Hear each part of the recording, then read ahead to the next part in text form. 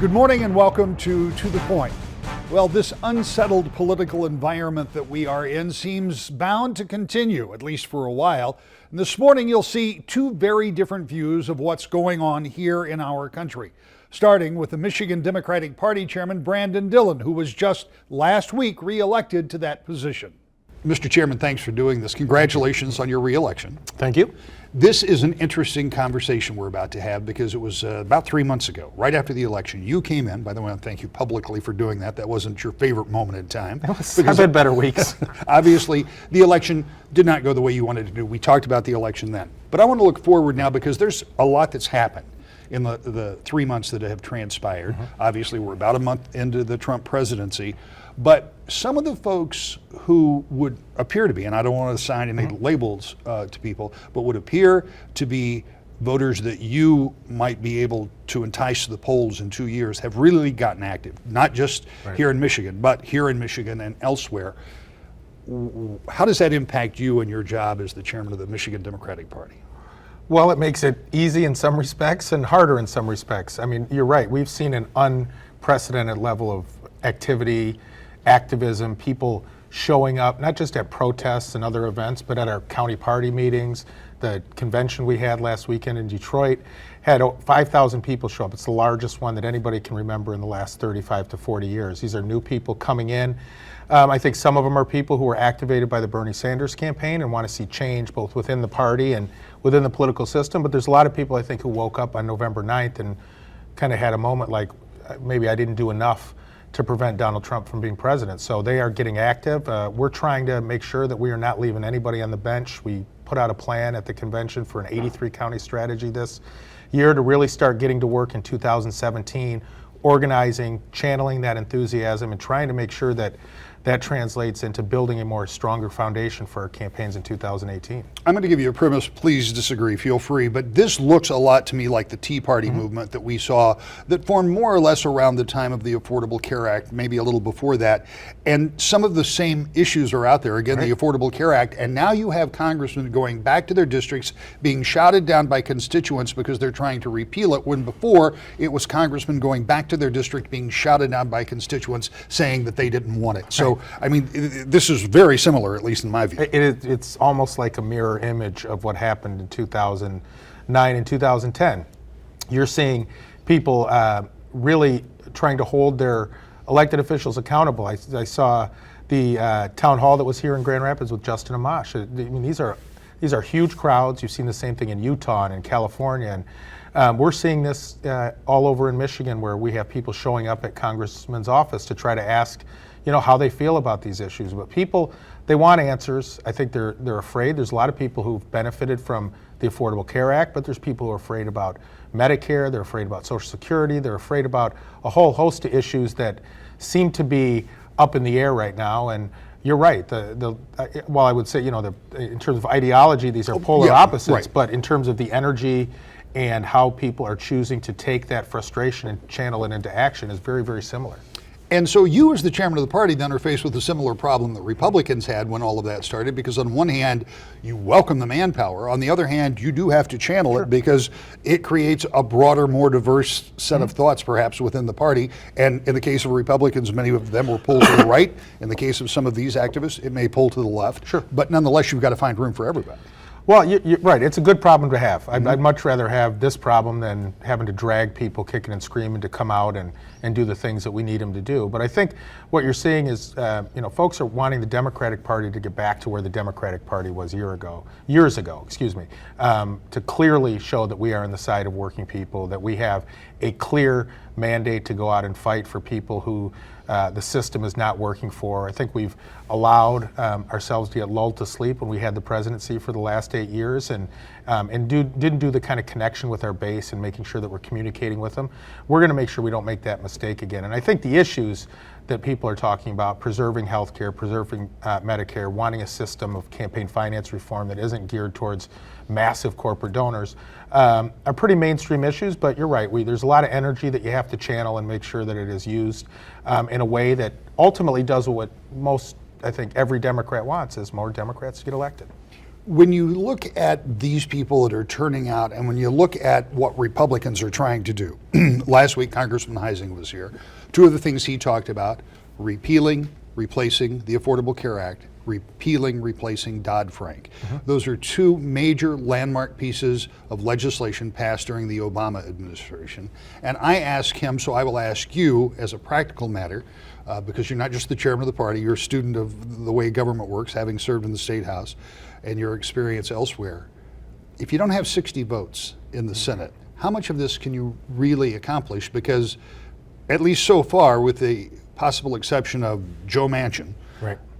the 46 Democrats and 2 independents that vote with Democrats seem to be holding pretty steady. Republicans are 8 votes short from being able to unilaterally do things in the Senate. Well, that is true. Yeah, absolutely. It is much harder to get these things passed. It doesn't require just a clear majority. It requires the supermajority in the Senate. But I think what you're seeing in terms of the Affordable Care Act is it's becoming much tougher to turn the slogan of repeal Obamacare into actually something that would be workable. And Republicans, it seems now, are struggling to find a replacement and struggling to find a plan to actually do what they said they were going to do, even though they had 8 years practically to come up with an alternative. So I think that's even a bigger impediment than the actual votes. I know the House Freedom Caucus just voted in the House. The group of conservative, libertarian congresspeople, Justin Amash is a member of that caucus, that they will oppose any repeal of the Affordable Care Act that doesn't also repeal Medicaid expansion, which would mean in Michigan, almost 700,000 people would immediately lose their health care. So I think the challenge of getting 60 votes is compounded by the fact that, practically speaking, these things are a lot easier to sloganeer about and much less easy to legislate. Are we in a post-cooperation phase in government? Because when President Obama was elected, some of the Republican leadership said, our job is to stop it. The Affordable Care Act was passed without a single Republican vote. To the degree it can be repealed, and perhaps some components can in reconciliation, Right. it'll be done without a single Democratic vote, I suspect. That's correct. So are we at a point now where if I control the White House and I control Congress, I don't even hear what you have to say, whether it was President Obama or President Trump? Yeah, unfortunately, I think much of that is true. And I think it goes back to some things that we've discussed on this show in the past, is some structural problems with our democracy, whether it's redistricting and gerrymandering, which makes it much tougher for people to actually cooperate because they're so worried about their own primary elections rather than general election, whether it's the explosion of money into the system so that it is really tough to try to be as independent as you want when some major donors can pick up the phone and tell you if you don't, you're going to get a primary. I think, there's good people that are getting elected to government still. It's not that the personalities are that much different or their motivations are that much different, but until we get a handle on getting big money out of the system to a certain degree and reform the way that we do legislative and congressional lines, I think you're going to continue to see this stalemate. That's a conversation that I would like to pursue, and we will. But let's talk about what's going to need to happen here in the next 2 years. Now, one of the things that you don't know, and I don't know, is what the landscape looks like in 18 months, which is going to be far more important than what it looks like today. Correct. But given what we know about midterm elections and that the incoming president does not always fare particularly well, and given the fact that historically Democrats turn out better in Michigan during a presidential election than a governor's race, you've got an interesting set of circumstances that you're going to have to deal with. You're right. I mean, we don't know what the environment's going to look like in 18 months. I think if the environment continues to be like it is in this first 25 days of the Trump presidency, we could be setting ourselves up for a pretty good year. But 18 months is a lifetime, and a lot of things will happen. Now, I know Democratic turnout in off-year elections is usually down, but it's also up a little bit more when the opposing party holds the presidency. So we do tend to have a little bit of a bump in turnout. And in fact, the last time we took the House back in Michigan was 2006 in an off-year election in the 6th year of George W. Bush's presidency. So look, I think it's going to be a fight for the top of the ticket, whether it's the governor's race, Attorney General, Secretary of State, Supreme Court. If we continue, I believe firmly, to do the work we need to do in 2017, to keep people activated and motivated and actually go out and build a stronger foundation, that will give us the edge in 2018. When you talk about those races, you also have a U.S. Senate race that's going to be up this year. And of course, the other advantage perhaps because one of the strongest words in politics is re-elect. And so there will be no incumbent for any of those offices that you mentioned, from governor to attorney general, secretary of state. So there is that. But there is also this interesting atmosphere that exists now where people are active. Is this a time when you're registering more folks, that you're making sure that those voter rolls are pumped up as much as you possibly can while people are still enthused? Sure. I mean, there'll be voter registration efforts that we will do, but I think the bigger thing is just letting those people know that we're standing with them. I've told people over the last 3 months, the party is not going to be always out leading this movement. We certainly don't want to be way behind it, but we'd like to be right in the middle of it, standing side by side with the people who are out protesting, whether it's the Affordable Care Act repeal, whether it's the nomination of people who are just beholden to Wall Street to many of the president's cabinet positions, whether it's the travel and Muslim ban and refugee ban. We want to make sure that they know we're standing with them and have an opportunity to have conversations with them, and then try to turn them into volunteers and activists for the party, as well as just the issues they care about. As this administration comes together, it's doing so relatively slowly. The administration will say Democrats are slow walking, as they say. Democrats will say, look, we want to take some time and know more about some of these nominees. Whatever the case is, as these nominees get in place, or if there are replacements that are put in, do we start to get back to a point where things look a little more normal? Or is this just the way it's going to be? I think that all has to do with whether the president can contain his Twitter habit in the wee hours of the morning and actually starts listening to people. I think it was astounding, we saw last week, that he was holding what amounts to kind of national security meetings in the restaurant of his Florida hotel while passerbyers could be there. I mean, this is not the kind of way a functional, stable government should operate. So I think that question is best left to the Trump administration. I think there will still be much resistance to the things they're trying to do, but in terms of this kind of day-to-day lurching from crisis to crisis and scandal to scandal, or whatever you have it, I think that's incumbent on the president to try to calm the waters in this country. And right now, given his performance in the campaign and his first few weeks in office, if I was going to Vegas, I would bet that he's not going to change. If that does continue, do we stay at least one short on the Supreme Court for the next 2 years? I don't know the answer. I think, Democrats, the Republicans changed the rules of Supreme Court nominations last cycle when they would not give President Obama's candidate, Merrick Garland, a hearing. I think there's an obligation for Democrats to be very, very cautious about putting anybody on the Supreme Court in that position until we have an opportunity to make sure that that person is fully vetted. But I think, most Democrats believe that unless the president is willing to negotiate before putting up a nominee, this should have been President Obama's nominee. And it's going to be tough to find 10 Democratic senators or 8 Democratic senators to break a filibuster. We may end up seeing the Republican leader push, the nuclear option.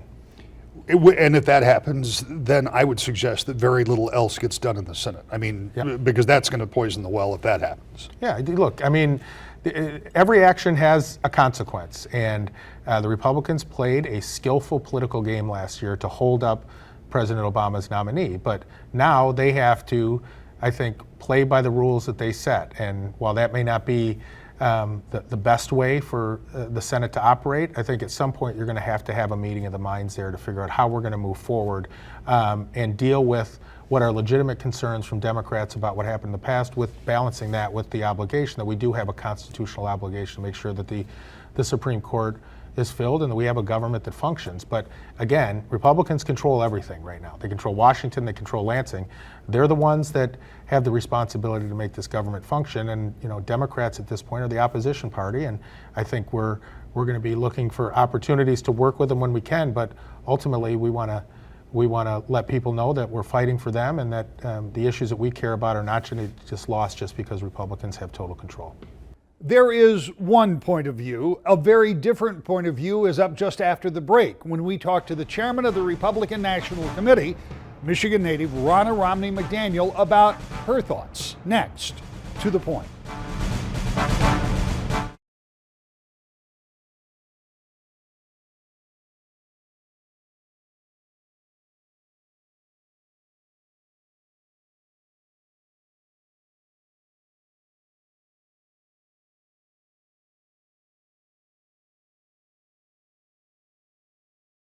Welcome back to the Point. This morning, two very different political views about what's going on in our country right now. You just heard from the Michigan Democratic Party chairman, now the Republican National Committee chair, Romney McDaniel.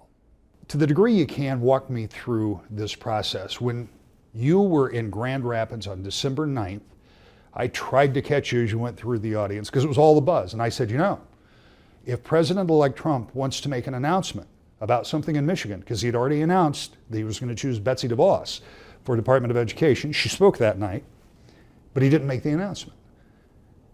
And a few days later, the announcement came. What was the process? What was going on? Because for those of us watching, we were interested, but there was no information.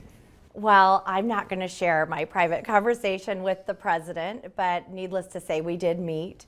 And the RNC chairmanship was offered to me, and I gladly accepted, and here we are. This is an amazing time for you to take this over. On one hand, you win Michigan for the first time in 3 decades.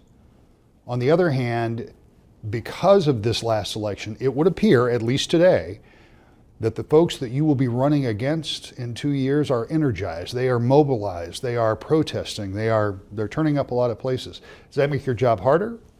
Well, they're energized, but it's an obstructionist type of energy.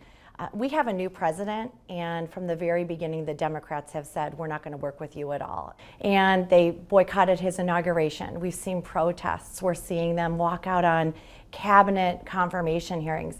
You can't just be against the president and have that be your message. Donald Trump has put forward a vision for America, and he's delivering. He's delivered jobs. He's focusing on the economy. He's going to continue to fight for Americans across this country. And he said in his inaugural speech, united, we're unstoppable. And that's what he wants. I hope the Democrats will reach across and work with Republicans. But it's been a shame to see how much they have fought the president in the beginning of his term and not given him a chance. What is it like just getting immersed from a state party, which is a big operation, to a national operation? So I was announced by the president with his endorsement on December 14th. And I did have to run for RNC chair. I needed to be elected by the members, and that happened on January 19th officially. But from the minute of my announcement, I was heading to DC 3 to 4 days a week, figuring out the building, figuring out which staff is going to the White House. A lot of the staff did go to the White House, figuring out how we're going to organize our operation. 2 years is not a very long time to build a nationwide organization. So we want to hit the ground running. We've had great fundraising. We put our political team in place. We announced our chief of staff, our finance chairman, our political director, our finance director. So we're putting all those pieces in place because we're one step ahead. We put together the best field operation and data operation in the country at the RNC. It's second to none, and we've got to continue that momentum going into 2018. When you think about 2018, that's a tough time. It's a midterm election. First-term presidents don't always fare particularly well. So what do you have to do to change that tide? We have to hit the ground running, like I talked about. There's a great opportunity with the Senate. There are a lot of Democrat Senate seats up, 10 of which are in states that Donald Trump won.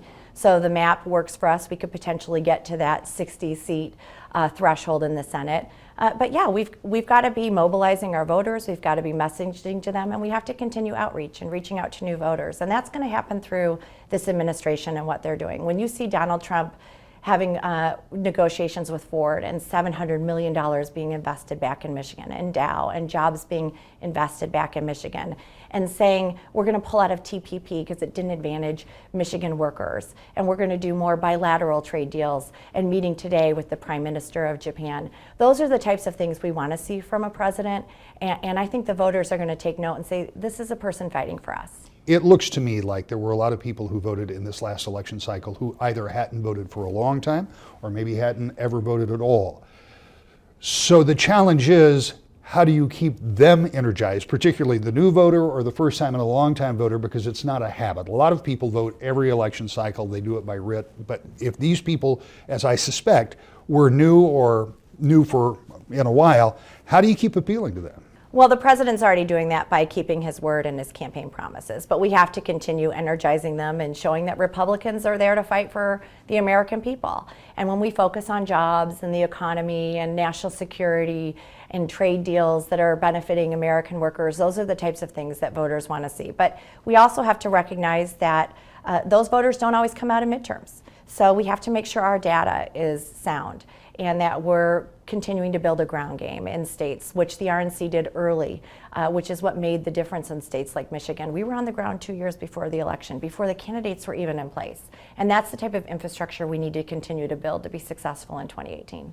When you look at the makeup of the U.S. House, you have a numerical advantage that means that you're probably going to get a fair amount of the president's agenda through. When you look at the U.S. Senate, anything you need 60 votes for is going to be a tougher way to go. So how do you approach that? I know you're not the policy person, but as the chairman of the National Party, part of the president's agenda may be difficult to achieve if you don't have those 60 votes. How do you approach that if he tries but falls 8 votes short? Well, I think it's up to the voters to reach out to senators like Senator Stabenow, who's saying she's going to not support Judge Gorsuch, a Supreme Court nominee that she supported in 2006 and voted for him. So why wouldn't you support him now? Is it politics, or are you caring about the people of Michigan? And we're going to do that across the country and hold senators accountable for obstructing the president's agenda.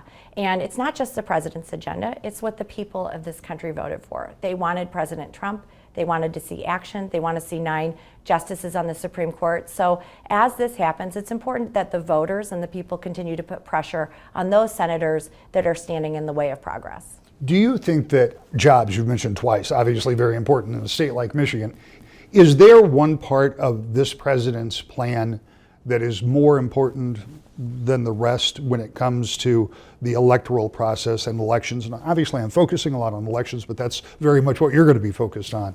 For example, is it immigration? Is it a wall? Is it pulling out of a trade agreement? Are any of those more important than others?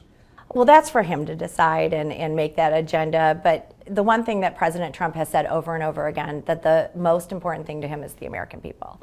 And he recognizes that they've been hurting. They've been left behind. The Democrats were not paying attention to people who were suffering under the Obama failing economy, under the failure of Obamacare that is imploding and collapsing under its own weight and costing more and more families more money in their premiums and in their deductibles.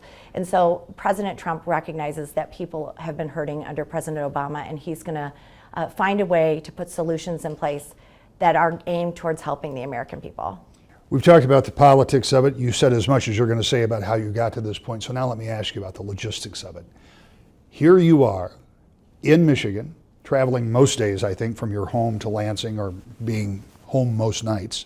Now home is Washington, D.C., but you're going to be all over the country. I'm going to be traveling a lot, lots of frequent flyer miles and hotel stays, and it's something I believe in, Rick.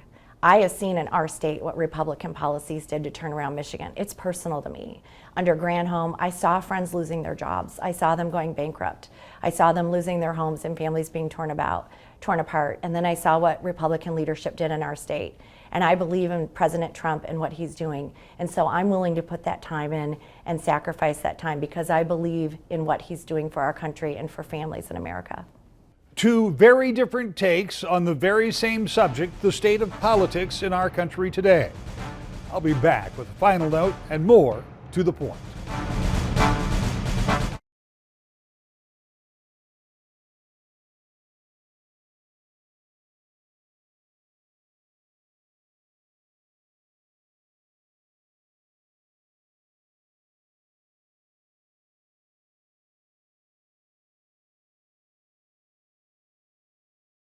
So in Washington, the process of putting a new administration together continues. It is still a slow process to get all of the cabinet officials nominated affirmed, and there have been some replacements, but that will continue. As for what happens with legislation, well, that's a different subject and something we'll be following very closely as the legislative agenda is unrolled in Washington, D.C. Here in Lansing, Republicans laid out their plan for the coming year, and Democrats have some thoughts of their own. Next week, right here on this program, we'll talk about the agenda in Lansing. You join us Sunday morning at 10 o'clock for Wood TV 8 and To the Point.